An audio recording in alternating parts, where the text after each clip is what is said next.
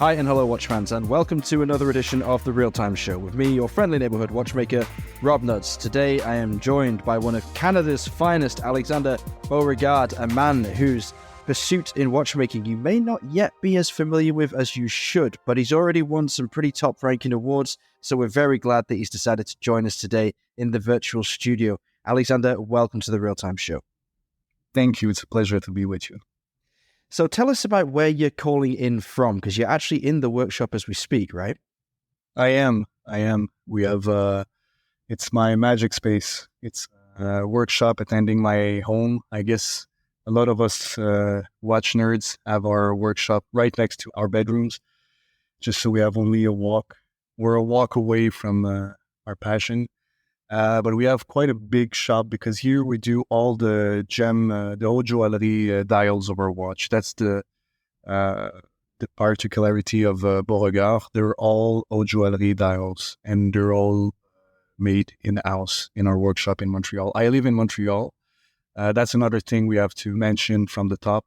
The brand Beauregard is Swiss. It's in Geneva. I live in Montreal, so I travel quite a bit. I go to Switzerland pretty much every month, but all the gem work is done in Montreal in our workshop because at first, I tried to find people to help me with this, but the dial, the way we make them, it's never been done before, and we had to make our own tools to develop the techniques to do some pretty crazy machines where we use like a big cauldron for soup, a motor for a sewing machine, and yeah, and an ultrasound machine that I ordered from Japan, and we did some kind of Frankenstein work, but it worked.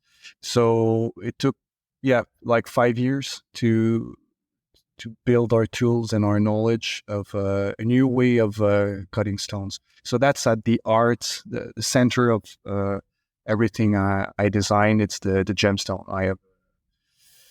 I have a devouring passion for those little color gems and the watches, the intricacy. I think the watch is a landscape where all my passion meets, because I did graphic design, fashion design. I was always somehow connected in design in my studies, and there's always something missing. You're drawing, you're painting, but in the watch, you do everything. I mean, there's obviously a very technical side to it, which I love. It's very, very intricate, and you can go crazy on the art side with enamel, gem, engraving, carving. I mean, there's no limit to it, and I sure don't impose any limit on my work. And when I draw, I don't think about how we're gonna make it at first. I just draw whatever I like, whatever I want, and then I show it to my friends in Switzerland, and then I get insulted plenty. But it's okay. That's the normal process, and I think all of us came to like it. So I always come with something new, and then they just burst, and we find a way. We always do to make it happen. A thorn in the side of Swiss watchmaking for all of the right reasons, I'm sure. So we'll talk about the watches themselves specifically a little later, but you've already alluded to a fascinating background and quite a diverse route taken to the position you're in right now. But let's start with you as a person. So how is it that you're in Montreal? Are you born and bred there? Yeah, born and raised in Montreal. Yeah. I see. And then you said that you have worked in fashion as well and other fields of design. So what was your education? Well, that's the study I did. I did fashion design, and I did graphic design in school, and then I did cinema studies, which is unrelated. Yeah, well, the story of my life. I had a lot of different work, and I always follow what I like. I mean, I guess I'm a kind of a pirate. I just go for it and follow my passion, and it's not something I recommend for anyone. Well, yeah, good advice for life. That I think it's always such a bad way when they tell the youngsters just follow your passion. Just don't. Just you know, first learn how to work, learn the trade. I mean, I spent years and years learning how to carve stone, the lapidary art. I've spent years learning the watchmaking. I think it's fine following your passion as long as you know that it's a long road and you have years to commit and to become good at it. Because at first, like anything else, you suck. Yeah. Yeah, and I think a lot of people just think follow your passion is like a walk in the park. It's nothing like it. It's a walk in a lava pit, and you just have to have resilience beyond reasonable amount. So and yeah, so that's but that's what true passion is. I mean, you just keep walking whatever life throws at you, and you build on failures. It sounds like you've got a very practical approach to the realization of your passion. Okay, so I mean, not everybody has a passion that burns as intensely as yours does. So maybe not everyone can understand exactly what it's like to, follow your passion, but do so with such a keen eye on what it is you need to perfect in terms of craft and skill and what experience you need to accrue to realize that passion as fully as you'd like to see it realized. So, where did that start? Was your first career in watchmaking or stone carving or micromechanics? Or did you have other careers before you got into watchmaking? Yeah. It's I had many things. I worked in construction. I worked on the movie sets. I was a carpenter for on the movie sets. I did oh my god, so many things. And but the watches came when I was like 15. That and it came with a vengeance. I mean, really like a coup de foudre, as we say in French. In English, it's I don't know how to translate that. When you fall in love really hard, you don't know what's happening to you. Well, the watch that was the watch for me. That world was introduced to me by a friend in Montreal, and it just engulfed all of my energy and yeah, everything went to it. And then of course I met my wife. That went really fast. I met my wife. We had two kids. We have four unrelated successful business in Montreal. And at some point, when the kids were like 4 and 5, and I stopped sleeping, I stopped eating. I was drawing watches all the time. So passion is the polite way of seeing it. It really was like a sickness for me. Just Mm-hmm. so my wife at some point she told me, just go for it. And we had a few buildings because we bought at the right time when the prices were low and the interest rate were high. So we made some good money really early on. I bought my first rental building. I was 18.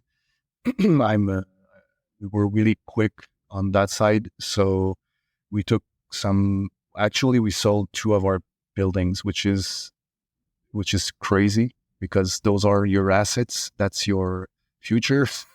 Yeah. And we just sold those to finance my passion. And I went to Switzerland. So I went there with my backpack and my drawings at EPSG, which is the event for the suppliers. Mm-hmm. And I spent a week there, made friends, met a lot of new peoples, and then I started going to Switzerland every month or so. And it took 5 years just to meet the right people, to understand the implication.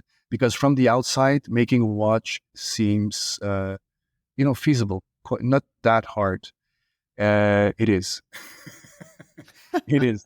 It is very hard to make. I mean, to make a watch that is, precise, very, very precise and very tough. I mean, I assembled my first watch almost 10 years ago, and they still hold 2 seconds per day. So this for me is a watch. Um, I'm very. I ask a lot of myself and of the people working with me, uh, and I think they enjoy it, and I do. We're just pushing always. So there's never a moment where you're totally relaxed.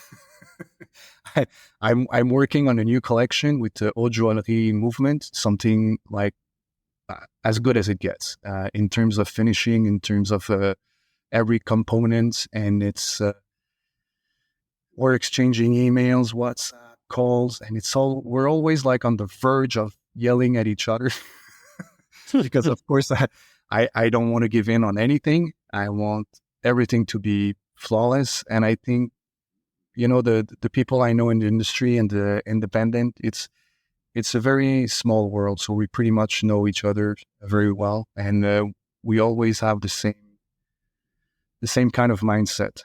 We just can't let go, and it's tough on people around us, or it drives them because they're the same. So I think that the secret is to find people like you and to never give up, never surrender. So how big is your team right now, and what kind of specializations do each of the people in the team have themselves? So in Montreal, there's me and Jeremy working on the jewelry parts, and there's Yves Saint Pierre, which is my master in the field. He's the best cutter in North America, and he's retired now. But I was lucky enough to meet him at the right time, and he agreed to shape me. So I studied with him for 8 years, really like in the Middle Ages, uh, you have a master and or like in Karate Kid, just polish with your left hand, circle. So I did that kind of training. I did repeat and repeat until until you don't have to think anymore. You just do the movement and it becomes natural. And then you go to the next step. So, and for me, that's the best way to learn. School is not is not a way to go for me because it's too slow. There's too many people. So, learning with Yves, I moved to his place for a few weeks, and we just worked like from dusk till dawn, and it goes so fast. I mean, those days you don't see them pass, and you just discover new stones, new way of working, because every stone has its own way, its own technique to polish it, its own hardness, cleavage. It's a whole world, and so Yves, to return to your question, is coming here like once a month to give us a hand to refine our knowledge.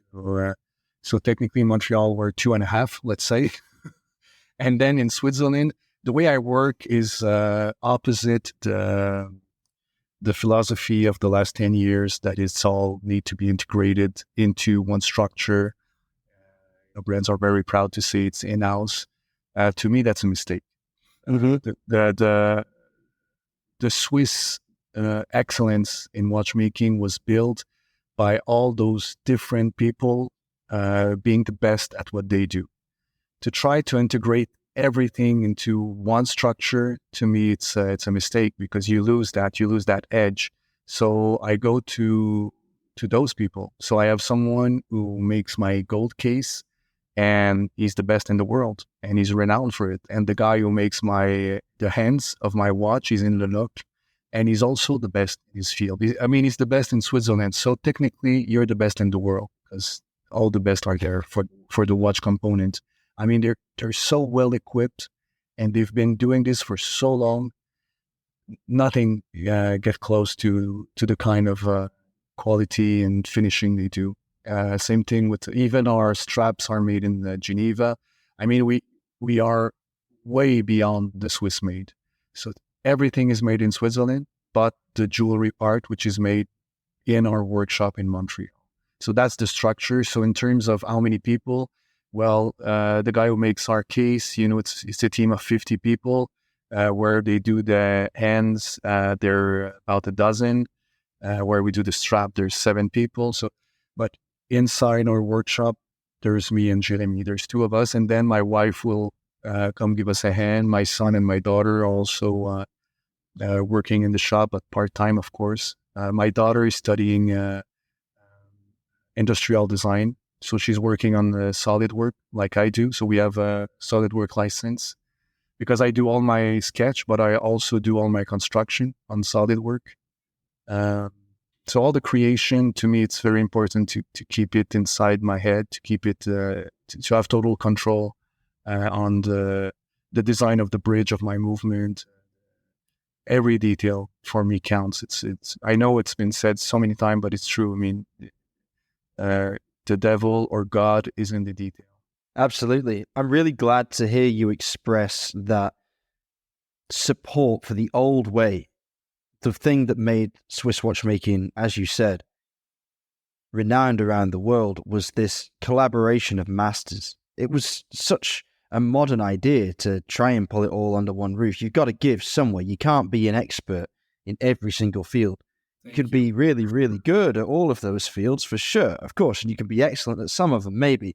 But even the greatest watchmakers of our time have acknowledged that mastering everything within one lifetime, even the lifetime of a company, is generally folly. But what you have that sets you apart, because of course a great many brands should collaborate with the masters as you do and have a similar product, but you have this stone finishing that is peerless, in my opinion, from what I've seen of your work and all of the work coming out of Beauregard.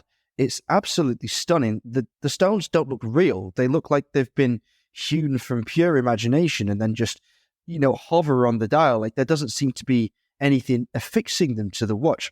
You said that you learned at the knee of Yves, who had, retired effectively, but still found time and energy to give you the benefit of his many decades of experience. But how long does it actually take to learn to transform a stone from a raw material into the heavenly creations that we see on Beauregard's website? Carving a stone is fairly easy. You can learn it in a week to do a proper quality job. The challenging part in our dial is that you do that carving, but you need a precision of 0.02 millimeter. That's a little under a human hair. So you have an organic shape with the precision of a watch component. So that's insane. That's why in the beginning we were wasting, 80% of all our components were breakage because we went a little bit too far. And like you said, you don't see the way it's set because we don't use prongs. You have an invisible setting, and that's made by compression. So it works a little bit like an arch. So every stone is against one another, and you have component on the dials that when you lock them, it holds everything into place. But that means that if a stone is too big, it breaks, and if it's too small, it falls. So it needs to be pretty much flawless in terms of geometry. And since we're working organic shape, that's a real challenge because usually the way the stones are worked, it's with facet, like a diamond, like an emerald cut. And this is fine, but it's not what I like. I mean, for me, that's mathematic. It's just angles. I know how to do this, and I have a faceting machine, but you just follow a recipe, a plan, and 10 degree that way, 8 degree that way. And to me, it's too rigid. And the result is when you look at the stone, what you see is light reflecting on it. You don't see the stone. When you look at diamonds and you see all those flickering, that's the light reflecting on the stone. You don't see the actual stone. So that's why I wanted to work in those round and organic shape. You really see the stone. And but then you have to have that ultimate precision while working organic with interior shape. So that's where we innovate, and that's why we had to do it in-house, because I went in Germany to Idar Oberstein, which is the place with the best cutters in the world, and they pretty much told me good luck. I'm not surprised, yeah. I mean, you must have been blessed with some of it because it has worked out rather nicely. It's so nicely, in fact, that one of your watches is currently up for consideration in the 2023 GPHG Awards, the Lily Bouton. And I know not so much about this watch, but I'm relatively intimately acquainted with it because we recently recorded a 2-part special, as we do every year, on the Real Time Show, analysing the watches nominated for GPHG awards. And what Alon, my regular co-host, and I normally do is we have to try and guess which model from which category each of us has picked to come out the eventual winner in that category. And I surprised him this year by picking your watch, actually, as my choice from the ladies category, because it is just, well, to me, it's just flawless. The way that it's brought to life, how beautiful it looks, the proportions, the way the light interplays with every single stone on the dial, and its surprising amount of legibility is just, it's next level stuff. So congratulations on that. But it is in the ladies category, and I believe that you are working on watches that are maybe a little bit more masculine. Could you tell us about that? Yeah, the next collection, we're looking to present it at Watch and Wonders, the next in 2024. And we're working on a first men's collection with, again, both jewelry dial made in our workshop. It's another level. It's completely different from the 5 first collection we made, which are very flowery and petals and very garden. And the last collection, Candy, which is more like sweet. And now we're going really in more métier d'art, art. I don't know how to translate that. Oh, you don't need to. It's one of those things. We all know what it means. So yeah, we're going really deep in the métier d'art kind of work, and it's honestly what we've done so far. It's almost child play compared to what's coming in terms of technicity, and it's like making it's the kind of technical and precision you have in a movement in terms of component and finishing, but on the dials, on the stones. So I don't want to say too much. I want to keep the surprise. But and of course that movement will be animated by a superlative horlogerie movement. Okay. It's all the decoration and everything. I mean, I want it to be done a little bit in the old-fashioned way in terms of design. I don't want to go all modern, or I'm not a modern guy. I like the old ways and the old architecture, the whole cars. I love those very round shape that were used in the 50s and the 60s, and so I want to work on. We're working on the movement in that direction. So that's the next step for Beauregard.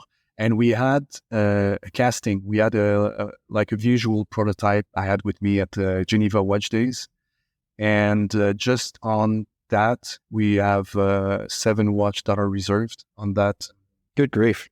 And I was in New York for watch time just as a visitor, but I was there for the GPAG, and again, just on pictures, I have 2 more reserved. So now we really have to make them because those are a limited series of 3 pieces, and so far we have 9 reserved, and we don't even have a prototype yet.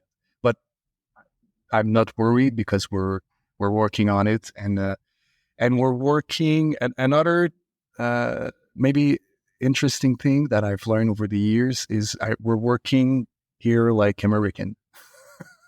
That means we're working weekends. We should not. I don't say that's a good thing, but that's just the way we are. So I'm working on weekends. We're working pretty much all the time. And so I'm able within a year to have like 2.5 years worth of work done. So, we made 5 collection in 5 years. The first one being a central flying tourbillon, so not something very easy to make. And I'm trying to slow down, but it's hard. I mean, when you know what it is? When you love what you do, you just want to go back. And we're also working on our first haute joaillerie piece for next year, and a jewelry, not a watch. So we're interesting. Yeah. I need to stop sketching because they're. Well, I do have a lot of sympathy for you, as I've worked with a lot of artists who are afflicted by the same sickness. Yeah. And I always say to people that are trying to grow a brand, one of the key traits to have, and nobody thinks about this really as a such a valuable virtue, is patience, and also maybe being able to disconnect yourself from what's going on inside your head and what the public have already seen, because you're always 4 or 5 years ahead of the watches you're releasing right now. All of this is new to us.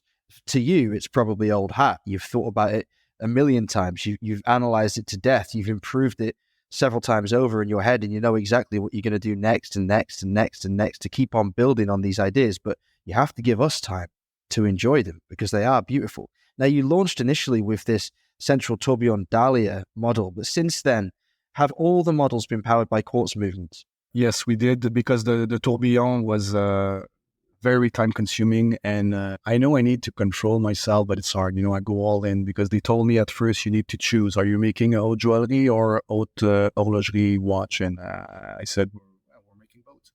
Who said that to you? Who was it that said that? Yeah, people in Switzerland. The Swiss. I don't want to give any names. Oh, come on. See, that's the advantage of the real-time show. You can get everything to say it all. But technically they're right. For a sane person, that's a choice you need to make. But I'm not that sane, I guess. And the tourbillon, I wanted everything, of course. So it's double barrel. It's an automatic. There's not many automatic central flying tourbillon in the world. I think that's the only one. But it was for women, and I know women are not as big geeks in watches as men. So winding the crown, and so I wanted a watch to easy to wear. Of course, it's a central flying tourbillon, so it's a talking piece. But I also wanted to be wearable, like every day, and so that's the reason for the automatic and the double barrel. So you have like almost 80 hours of power reserve, plus the automatic, and then you have, of course, all the decoration, the cage of the tourbillon that is shaped as a flower, the crown, all the case, every little detail was pushed quite far in terms of finishing. Even the crown, it's a different component that are all set within each other, so we could perfectly polish every component. Oh, I see. So every internal leaf is actually a separate part to the outside. It's like two crowns. So that way the inside of the petal is perfectly polished, because if you make it in one part, you cannot polish the angle, the inside, and that's not possible. So then again, I was yelled at, but we did it, and in the end, they're quite happy with the result. So am I. And so we what I mean is we spent like 5 years working on that movement, and it's of course an expensive watch. It's all unique pieces, so there's very few of them, and we had requests from the customers, from the clients to do something easier to wear and easier to buy, and a smaller piece. So that's where the idea of the Lily came, a cocktail watch, the first one, the rectangular one, and the only way to make it was with that precise movement. It was not, the idea was not to work with a quartz. It was to work with a movement that was 2 millimeter thick, because the dial is so deep. It's so big. It takes more than half of the thickness of the whole watch. So we needed something very, very thin to animate the watch, and also crownless, because the movement is so low in the case that the crown would have been at the very bottom, and it would scratch on the wrist, and it would not look nice. So crownless. So there's really only one movement that does the job, and it's the movement that's used in pretty much every haute joaillerie watch, where you don't have a crown, you have a pusher in the back to set the time. And so that's why we went in that direction for that collection, because the watch is so small, so delicate, that you cannot put a mechanical movement in it. It would be like a big block on the wrist. And to me, it's very, very important that everything be integrated. Not only a nice dial, but a nice case that sits nicely on the wrist, that is seamless, easy to wear. So giving all those consideration, that's the only movement we could work with. Okay, so let's just blitz through a few stats, and I want you to tell us what the prices are for the pieces that have been and gone in many cases, so that our audience can get a handle on what kind of horology we're talking about here. So for the first model, the Dahlia, you've got a white gold case with 144 white diamonds, VVS DEF for anyone that cares, totaling 0.27 carats. And this one has a case also made from white gold with 330 diamonds, same quality, totaling 1.17 carats. It's 38.8 millimeters in diameter, which is remarkably wearable, and 15.05 millimeters in height, which is totally permissible given the incredible dynamism of the dial that you have going on there with the central tourbillon. How much does this one, or did this one, retail for? 160,000 Swiss francs. That's a bargain. Okay, let's move on to the Lily, the rectangular. Okay, I'll have two, please. So this one is 24.5 millimeters by 33.2 millimeters, so very classic proportions, only 8.55 millimeters thick. And as you said, the dial must account for 4 millimeters of that, maybe, or 3.5. Yeah. Incredible. And this one has the quartz movement that can be set by the pushers on the back of the case. How much are we talking here? The Lily, depending on the gold, pink or yellow, is between 42 and 45,000 Swiss francs. Okay, that's a bargain in comparison. And for the round Lily, which I think is probably my favorite because I just adore the dial. This one that I'm looking at is in 18 karat gold. Again, it's pink gold by the looks of things. And we have a high precision quartz movement once again, 33 millimeters in diameter, just 9.5 millimeters thick. And what's the retail on this one? Between 32 and 36,000 Swiss francs. Wow. Yeah, I know. Wow. It's actually a problem because it's not. Yeah, as crazy as it sounds, it's not expensive enough for a lot of clients because they compare to other brands, and there's technically nothing to compare it with. There's no watch with that kind of dials.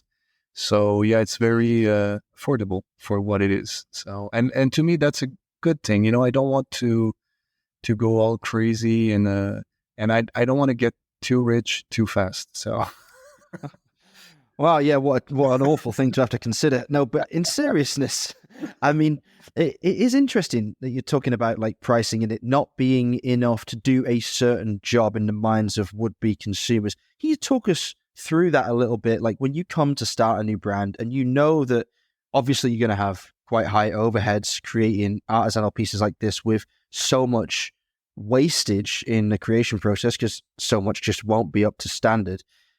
How do you settle upon a price and what goes through your head? Because I've spoken to many designers who are first and foremost passionate watch designers and businessmen, maybe second, third, fourth, or fifth on their list of talents.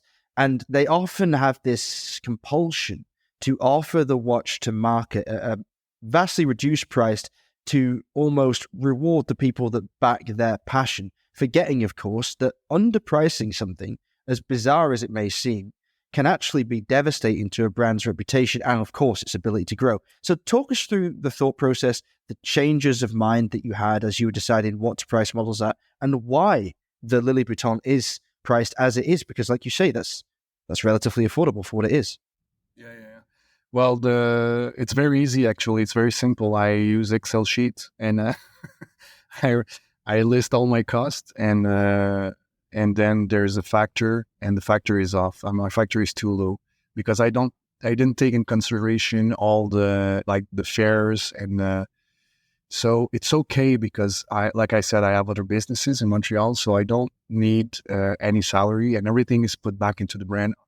I really want to build a brand that will last a long, long time and build something very fantastic with a different product and stay true to the DNA of Beauregard. That's a very noble pursuit, of course, and like what we all want to hear when you're starting out a new brand, because obviously anyone that backs you at this point wants you to be around in perpetuity so that their investment looks smarter and smarter as time goes on. But if you've underpriced the watches, or if you were to continue to, which I'm sure you're not planning on doing, then your long-term future is harder, right? It's a more difficult road to tread. Well, we're working with partners, so we have we're working with quite a fine retail store in Dubai, another one in Riyadh, and we're talking with a few in Japan and the US. And it's agreed that the prices are going to be adjusted in the coming years. But of course, it kind of helped in the beginning, but not really, because I had a lot of when I was doing the Dubai Watch Week, I had those girls coming very excited about the watch, try them all, and I would tell them the price in their currency, and they thought it was in USD. And when I corrected them, and I said, no, that's in EAD, and you could see in their eyes they kind of lost interest. Incredible. Because they thought it was like 62,000 USD, and in USD it was like around 30, and I had to explain, because even people from the industry, they would come at fairs and ask, what, it's plastic, it's ceramic? And said, no, this is natural stones. And because the price point is so affordable for what it is compared to what's available from more established brands, well, it was complicated. We had a lot of explaining to do. But I know we're going to have to adjust. We're going to do it slowly. But for now, that was interesting for me, because this year is the first time we had people buying our watches as investment, because for them, it's one of the best value in the market, because it's undervalued for what it is, how we put in. And there's so few of them, like the Tourbillon, well, they're all unique pieces. That goes without saying. But even the other collection, this year we're gonna have made total 48 watches. So you know what? You should have kept your mouth shut in Dubai. You should have just said you can pay for whatever you want for it. There's so few. They can cost whatever you desire them to cost. So you could have sold one for 5 times the value and just given the other 4 pieces away to someone if you were feeling guilty about it. For goodness sake, I mean, that is an incredible thing to hear, that a watch of that price, we're talking $30,000 could be considered so undervalued that a potential customer who wants the watch as an object, as a work of art, loses interest. I mean, how the other half live or what? That is incredible. Yeah. Well, those were the ladies in Dubai, but then I had someone who came in his jewelers. So I have a lot of clients who are in the industry, like a lot of big names in Switzerland, and they buy my watches as gift for their loved ones. And for me, that's the consecration. When you have those kind of people who knows everyone and everything, and they choose a Beauregard to give to their loved one, that for me is as good as it gets. So that's and in Dubai the same thing happened. I mean, I have one client in Dubai who bought 14 watches. I'm sorry, 14 watches. 14, yeah, 14. And you've made 48 in total. Well, he has one of each. Almost, because when I said we're making this year 48 watches with the 4 different collection and the 3 different collections, in the Lily, because you have the Lily Bouton, and the Lily Candy. So you have those 3, and giving that we make them in rose gold and white gold, and about the 10 different stones we're working. So even if we're making 50 watch a year, usually there's going to be maybe 1 or 2 of each every year. So, I mean, that's beyond rare. There's very few. So when you have a Lily in onyx and pink gold, well, that one is in Montreal, and there's only 1 of it right now. We're probably going to make maybe 1 or 2 more. But so those are not limited. They are limited because of the work and the small amount we can make every year because of the dials. But yeah, the price, the thing is, I mean, that's my Canadian side, I guess. I'm, very honest, and yeah, you want to work on that. Yeah, that's not going to help. That doesn't get you anywhere. No, we're going to adjust. We're going to adjust price wise, but slowly, and I don't want to cause any shocks, and we're going to just try to reach a point where we can give a tremendous experience for our clients. And I think we did it in Watch and Wonders. I was very proud of our booth and our team and what we did. And that is a price it's expensive, but it's such a wonderful moment for us and for our clients, because they get to come and see us here in our environment so I want to be able to keep on doing those great activities. I was in Riyadh, Dubai, and Abu Dhabi like 3 weeks ago. I was in New York last week. I'm going to Dubai again for the Dubai Watch Week in 10 days. And then in December in Riyadh again for another event. And I want to keep doing this because that's so much fun. To meet people, to have them touch the watch and see them in person and wear them. It changes everything because you were very gracious about the watch at the Grand Prix. But I don't know if you've seen it in the flesh, but it's really something else than in pictures. I have a lot of watchmakers and people from the industry. When they see it, they try to touch the pedals. Yeah, because because you're like there's no sapphire, there's no glass on top because you don't see it. The dial gives out so much glow that you feel like there's no glass, and that's people from the industry, and it always makes me smile, and I love those little details, that.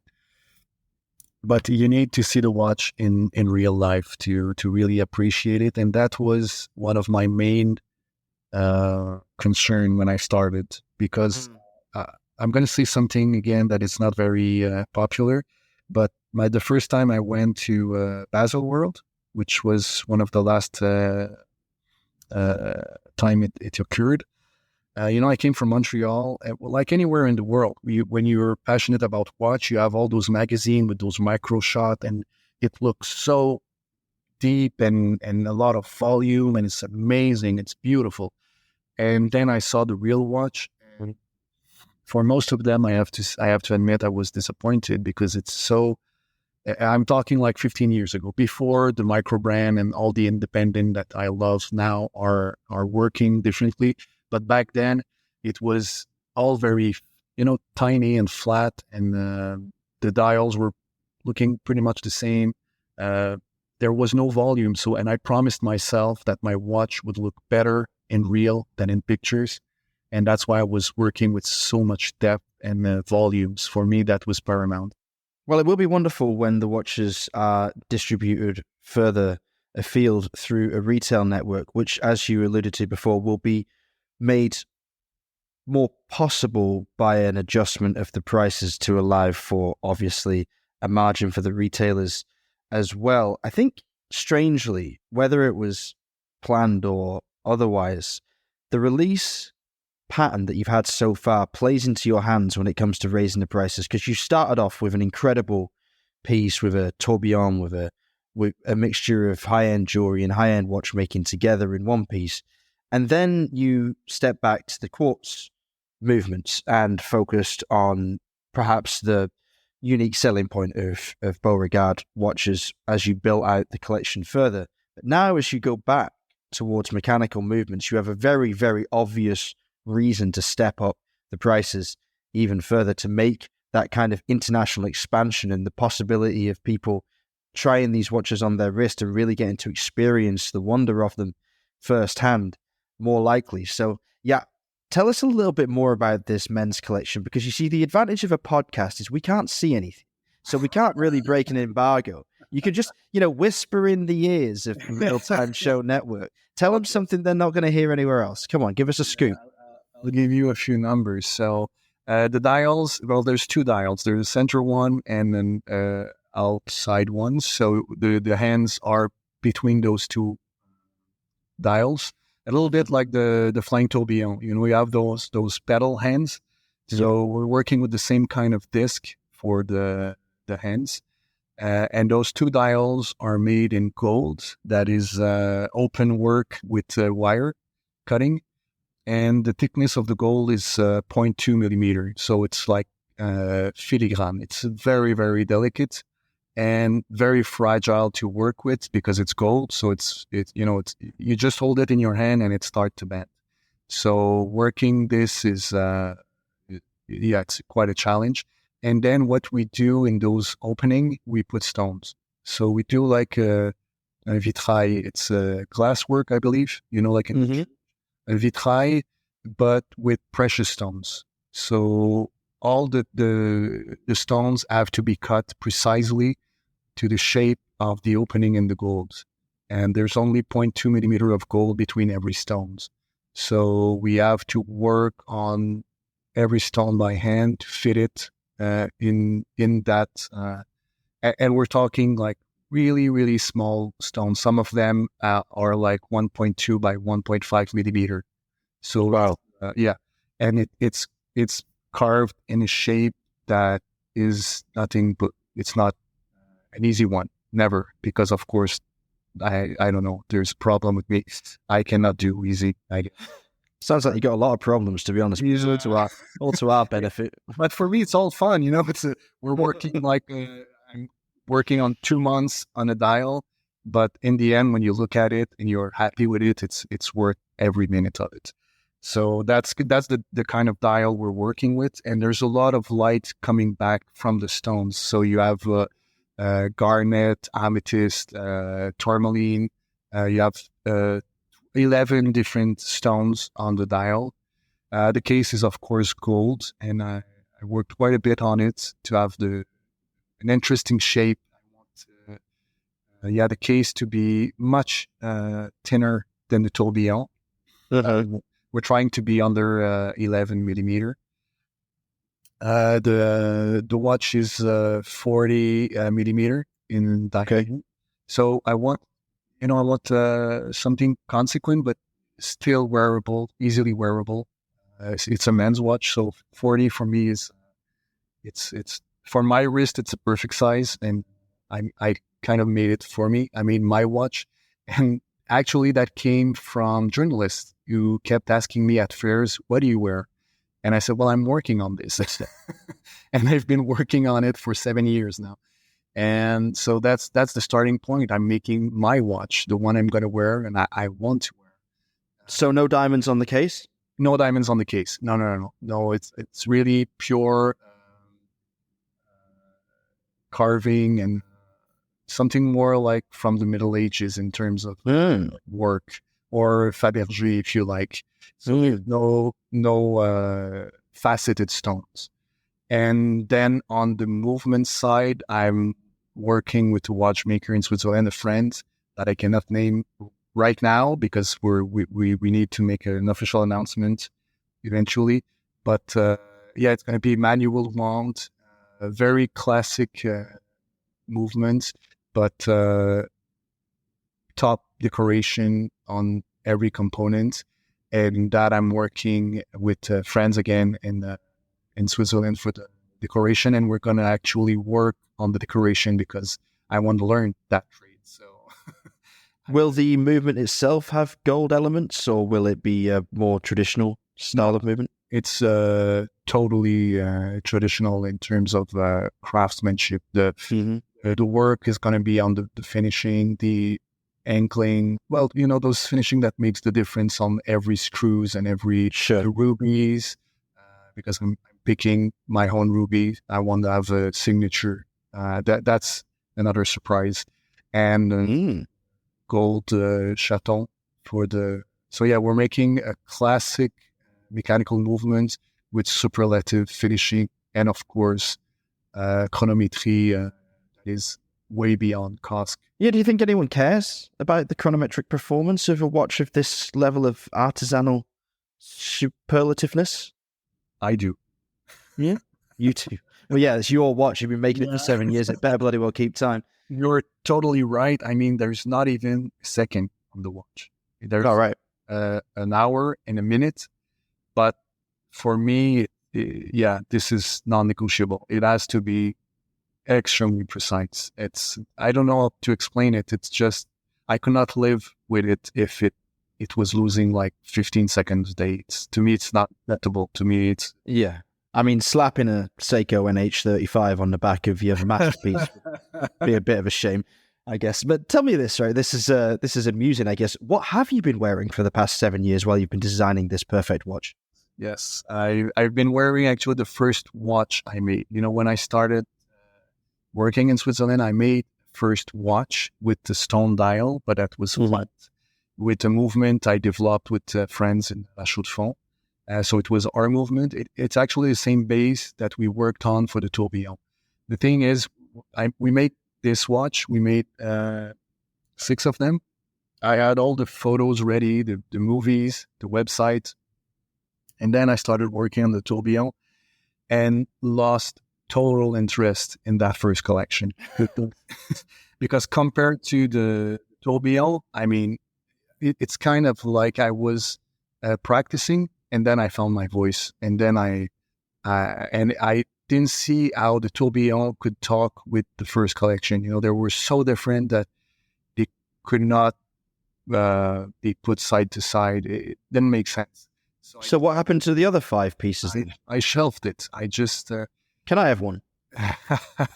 I sold 2 to friends, and I can show you. There is one in the one I'm wearing right now is in black opal, and actually when I was in New York, Barbara saw it on my wrist and she went berserk and said, "What is this?" Barbara Palumbo, sorry. I was going to add Palumbo in case anybody didn't know who he meant by Barbara, but I think she's kind of like mononymous now, isn't she? Yeah. Barbara. Yeah.